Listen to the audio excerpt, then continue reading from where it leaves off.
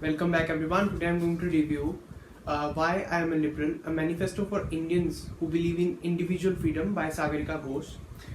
This is a long essay on the contemporary politics of India and its assessment through the prism of liberalism. It is essentially a critique of many actions and policies of governments and politicians, and it's a very wide-ranging book which focuses on so many issues like freedom of religion, freedom of speech, freedom to dissent, women's rights, big government's right to eat, worship, dress, marry, love as you please, and have opinions essentially. The author of this book, Sagarika Ghose, is a noted journalist and an author. She has worked at Times of India, Outlook, and the Indian Express. She was also a prime-time news anchor for BBC World on Question Our India. She has also written a biography of Mrs. Indira Gandhi, which I have reviewed on this channel, and you can see that also. Before moving on, please subscribe to my channel. Now let's get into the book. The essay has been divided into 5 parts, but before that there is an introduction as to why she felt that this book is necessary to be written in this form of an argumentative, polemical essay. She says that today the word liberal and anyone who is liberal is becoming the arch enemy to many. Liberals are being called anti-national, anti-Hindu, anti-religious, and even anti-India. Now, what is liberalism in her words? Liberalism is a set of beliefs marked by humility, which constantly seeks dialogue and is skeptical about utopian claims of human perfectibility. Liberals are also against the big state because they feel that it has the propensity to impinge upon individual freedoms. She says that when every sector of society is yoked to powerful politicians who essentially control the state, the scope of citizens' individual freedoms become linked to the inclinations of politicians in power. She then talks about freedoms in India and compares them with US and UK. She says that big corporation owners in India are afraid to criticize the big government, whereas prominent business leaders in US, like Apple CEO, criticize the Trump administration for its immigration policies.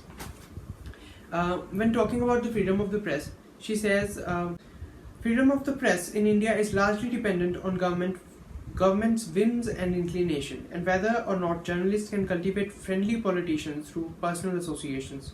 Then she talks about dissent also. She says, we must not confuse dissent with disloyalty. We will not walk in fear into an age of unreason. We are not descended from fearful men, from men who feared to write, to associate, to speak, or defend causes that were for the moment unpopular. Now, as I told that the book has been divided into 5 chapters. The name of the first chapter is The Liberal Patriot. The definition of a patriot is given in the book. The liberal patriot loves her country but believes that it is precisely because she loves her country that her patriotism should not stop her from questioning her country's leaders, armed forces, or other institutions that wield power over the citizen. Well, to be brief, this chapter dwells on the recent debate on patriotism and nationalism. Here she quotes Ambedkar, Gandhi, Amrita Sen, Chacha Chandrachud on how dissent is the safety valve of democracy, and Indian tradition is to defend a tradition of arguments and counter-arguments. She discusses the episode and issues and entities like JNU, Bhima Koregaon arrests, PM Modi suggesting that Dr. Manmohan Singh had secret meeting with Pakistani officials, Yaqub Menon case, human rights issues in Kashmir, encounters specialists in Mumbai, Karni Sena, Maoists, and so on. As I said, that this book is very wide-ranging, and because it is very wide-ranging, this essay talks about a lot of contemporary issues that came into the fore. And she argues all of these issues, cases, incidents with the point of view of a liberal and makes some very convincing arguments. The name of the second chapter in the essay is A Liberal Hindu. And she defines Hinduism to be so precisely rich because it is so diverse. Those who discriminate against other Hindus by prescribing a long list of do's and don'ts, who lay down the law on vegetarianism, cow worship, ritual and set practices, refuse to recognize the long Hindu tradition of atheism and materialism, running parallel with monotheism and a multitude of divinities. Now, mostly in this chapter, the author tries to counter the Hindutva forces and make a lot of arguments as to what is wrong with their ideology and their actions. Now, this is a purely political chapter which you can read. The name of the third chapter is The Liberal Thinker. Now, there are one of the good things about the format of the book is that before every chapter starts, the author asks some questions to herself, and maybe not to herself, but she answers them themselves. So maybe she she sets the tone for the chapter that she is going to write. Now, the questions before this chapter are: does the government have the right to decide what citizens should eat, wear, read, write, or what kinds of films they should watch? Should the government use the law and state and government institutions to push its own party ideology and impose the ideology on citizens? Should the government keep increasing its own power and its capacity to use violence through too many harsh laws and centralized schemes? Is the government's freedom more important than individual freedom? Should citizens hero worship elected representatives who depend on their vote? Now, in this chapter, she criticizes the government severely for many reasons. Some of them are, for example, the attitude of the government to control the lives of the people by saying, don't eat beef, don't shout slogans we don't like, don't put up social media posts the government doesn't like, don't dissent on government policies, get an Aadhaar and make sure it is linked with your bank account, passport and PAN card. If you're a girl, dress modestly, learn Sanskrit, do yoga, snatch up a broom and sweep the roads, go cashless. Remember, the state is always watching and the government has the right to your personal data. Why do you want privacy? Are you a thief, a criminal, or a terrorist, or some form of an anti-national? Do you have something to hide? Citizens are being asked to be completely transparent and accountable to the government, yet the government is claiming secrecy and avoiding accountability, she says. She also talks about censorship and culture of banning art and books in India, and how that controls the freedom of expression in the country. She says, you want to eat tenderloin in Maharashtra, it's banned. You want to read Salman Rushdie's book, The Satanic Verses, it's banned, sorry. You are living in Gujarat and want to read the book A Great Soul by Joseph Levenwild, sorry, it's banned. You want to watch the movie 50 Shades of Grey, sorry, it has not been cleared by the censor board. You want to watch the film Fana and you are living in Gujarat, sorry, that has also been banned in Gujarat. You want to see the play Me Nathuram Godse Bolte, sorry, that was once banned too. She actually, she talks about so many things and she tries to convince you totally that a lot of things that the governments have done, not just this government, not just the BJP government, but a lot of governments throughout the years are essentially unconstitutional and very illiberal. A liberal democracy could not have done anything like this. And India is a very, very liberal democracy. That is the reason that we today survive in because even when we have so much diversity, and that is all, and she argues that is all being attacked. She says that the question arises of whether governments exist to protect sentiments. If the state can ban goat slaughter for mutton, is this one step away from hypothetically banning the azan in mosques because sentiments of Hindus are being hurt, or hypothetically banning Durga Puja celebration because sentiments of iconoclasts are being hurt, or banning the sale of alcohol because sentiments of teetotalers are being hurt? Is the big state a guardian of sentiments, she asks. She then takes on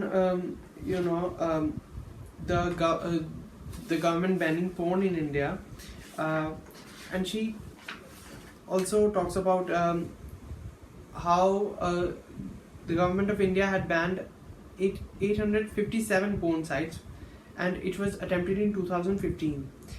And then she asks of the government, why should government decide whether citizens have a choice or on whether or not they want to consume porn? Is the government's job to ban porn, or instead is it to watch those who commit crimes and enforce the law? If a crime is being committed against women or children, consuming porn is no crime, however unacceptable Puritans of the Hindutva nationalist variety may find it.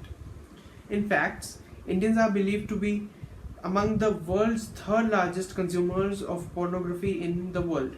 After widespread outrage, the porn ban was reversed, but the government has still not, reversed the ban on 50 Shades of Grey, as well as a documentary that was titled as India's Daughter, a BBC documentary that was made on the Delhi gang rape case. And then she also talks about how not just this government but Congress government has also banned a lot of things. She mentions this film called Kissa Kursi Ka, which was banned by Congress in 1975 for making fun of the emergency. And certain newspapers were also banned from public libraries by the TMC. The CPM in Bengal has routinely banned material which is not sympathetic with their party line, and so on and so forth. She gives a lot of examples of from various time frames and from a lot of parties. And one of the great things about this book is that it's really very well researched. The bibliography is also very huge. The notes are huge, so one knows what she is saying, right? After that, she discusses the Aadhaar Scheme, where most of Indians, all of us, are enrolled. And on Aadhaar issue, she quotes quite liberally from the dissenting opinion of Justice Chandrachud, where he said that dignity and the rights of individuals cannot be made to depend on algorithms or probabilities. Constitution guarantees cannot be subject to vicissitudes of the technology. She says that Justice Chandrachud's wise words offer a reminder of how the big state can misuse an enabling technology to potentially spy on citizens. We must also remember that there is no guarantee that a future government will not bring in legislation permitting commercial organizations to harvest citizens' personal data. There is also no guarantee that even as a welfare instrument, the poor will not face harassment from state functionaries in the use of Aadhaar. And then she also quotes a story. In December 2017, a Jharkhand girl reportedly died because she could not get rations due to the lack of an Aadhaar card. There have been several cases of the poor being turned away from hospitals because of their missing Aadhaar card details. I'm digressing a little, but please read a book written by Jane Dries on the public distribution system. And when you read those stories, they are heart-wrenching stories.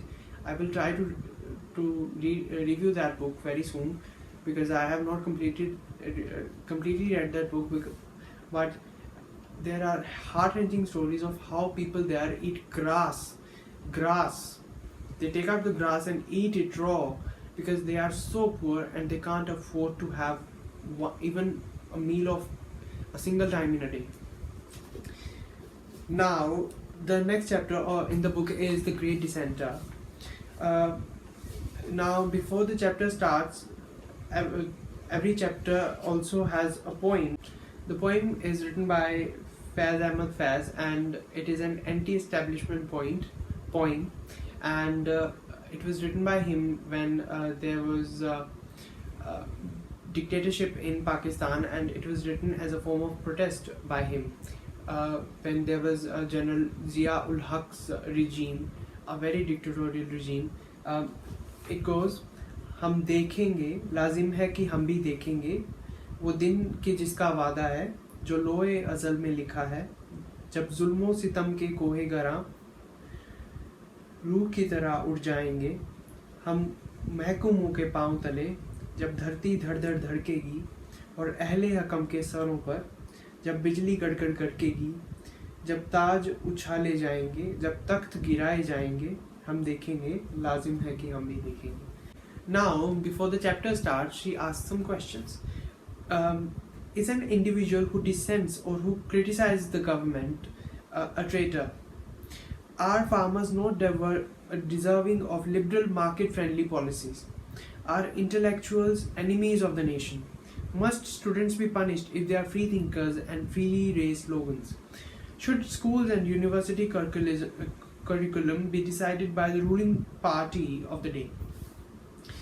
Now, she lists names of intellectuals and activists like Dabholkar, Pansare, Kalburgi and Lankesh, who were murdered because they dared to dissent. She also lists the name of several other people who were mob lynched: Muhammad Akhlaq, Zahid Rasool Bhatt, Muhammad Mazloom and Azad Khan, and Abu Hanifa and Riazuddin, Pehlu Khan, and there are some others. It is very shameful for Indian democracy that all of these are from the minorities mostly. And then she talks about freedom of speech and how that was curtailed via First Amendment in India, and how First Amendment in US was in fact to provide absolute freedom of speech to the citizens. She says that she contrasts this, and also talks about how this was done by Nehru's government. She then talks about Rohit Vemula and how the state and its ministers are hell-bent on victimizing any individual simply because of their immediate identity and because they chose to dissent. Vemula was an activist of the Ambedkar Student Association and was thus dubbed a potential anti-national. He wrote in his suicide letter, and that letter is heart-wrenching and lyrical at the same time. He writes, "My birth is my fatal accident. I loved people without knowing that people have long since divorced from nature. Our feelings are second-handed, our love is constructed, our beliefs colored, our originality valid through artificial art. The value of a man was reduced to his immediate identity and nearest possibility, to a vote, to a number, to a thing. Never was a man treated as a mind, as a glorious thing made up of stardust." She then commends former President Pranab Mukherjee, who was also a former communist leader, for visiting RSS headquarters in Nagpur in 2018 and for delivering a speech extolling the virtues of Congress vision of patriotism to RSS audience. It was a positive move by the secular class to engage in battle of ideas with the Hindutva sides, she says. The Liberal Woman is the 5th chapter, and there are some questions, very important questions she asks before this chapter starts. Is the free liberal woman a threat to society? Is the free modern woman the enemy of religion, culture and family? Should women be obedient to men and elders about what they wear, when they go out and when they use their mobile phones? Should a woman in politics always be known as wife, daughter or mother? Is a Hindu woman in perpetual danger from Muslim men? She then invokes Raja Ram Mohan Rai, Gandhi, Kamala Devi Chattopadhyay to discuss the women in Indian society and how not much has changed in so many parts of the country. She at length talks about all the kinds of harassment that are faced by women in India, and it is not a state secret really. I believe that everybody indeed talks about it as well. It is not something that is not even, not something that is buried by a lot of people. But the change is not so much visible as could have been. She also writes that feminism is desi and not a Western concept, and she also gives an example of many courageous women like Aruna Asif Ali, Lakshmi Sehgal, Rajkumari Amrit Kaur, Sarojini Naidu, Bikaji Kama, and how women participated even in so huge number that made the Chipko movement successful. And then she criticizes courts for being too moralistic. She quotes an incident in September 2017 in a judgment that was met with some outrage. The Punjab and Haryana High Court granted bail to 3 rape accused, stating that the victim was apparently promiscuous and voyeuristic. The judgment can be criticized as smacking of traditionalists' dread of sexually active women. It's a mentality that implies that if a woman lacks unimpeachable Sati Savitri style virtue, she is immediately asking to be raped. In the Mahmood Farooqi case, the judgment dwelt on the women's feeble no and act of passion actuated by libido. These words seem to suggest that unless a woman is a pavitra nari in the purest sense, unless she is a demure Sita shyly crouching inside her Lakshman Rekha, there can be no violation or assault. She then talks about an incident that happened days before Valentine's Day on 24th of January 2019. Around 40 members of the Sri Ram Sene barreled into amnesia and beat up a group of women gathered there, dragging them out of the pub by their hair while screaming that they were violating Hindu values. Then she talks about homosexuality judgment that was delivered by the Supreme Court. The judgment was widely uploaded, and the court had ruled that Section 377 is irrational, indefensible, and arbitrary. The majoritarian view and popular morality cannot dictate constitutional rights. Then she says that just as liberals had campaigned for gay rights, they must also campaign for the rights of all lovers to fall in love with individuals of their choice. She then also talks about how so many political parties reacted to it and all of that. I think you can all read it all. But one of the important leaders is Arun Jaitley, who was really supportive since even before the party came into power, and his view on the subject were very known, very public. He said that when millions of people world over are having alternative sexual preferences, it is too late in the day to propound a view that they should be jailed. After these chapters in the book, there is conclusion, and the conclusions, I have drawn conclusions from the conclusions. The first is that the big government is a big no-no because it results in gross government overreach. The second is that if the concept of justice is to be interpreted by political bosses as independent on the will of the people or the majority, then the rule of law is overthrown. So it is important that laws are not just passed because the government has a majority, but they must also be consistent with letter and spirit of the constitution. The third is the rise of single party rule is a danger for a democracy, as democracy provides a platform for the peaceful negotiation of differing views. The fourth is you are at great risk of being called an anti-national if you don't agree with the majority. And the fifth and the last is that the Hinduism does not provide only ways to seek answers. The quest for answers prevent us from being trapped in blind certainty. Similarly, liberal democracy is a way of dialogue and argument and counter-argument to create possible answers.